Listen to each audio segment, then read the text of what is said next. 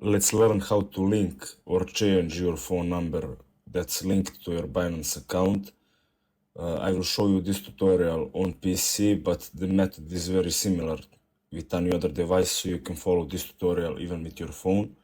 First thing first, we will open our Binance application, then we will have to go to security settings. To do that, you will have to click on this user center that has your profile icon, and then click on security, that's first in a row. Now a new page will load.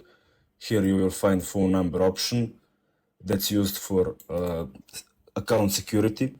Now then click on manage. So as you can see here, I have no phone linked, so let's link it.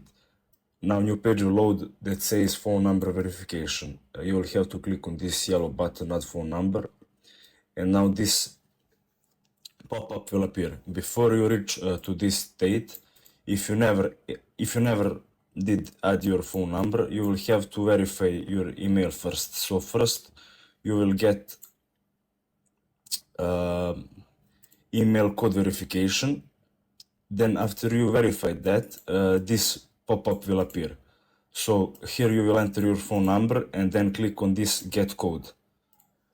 After you've done that, you will have to copy code from your SMS phone and paste it here, and then click on submit, and you are done. So thanks for watching and see you in the next video.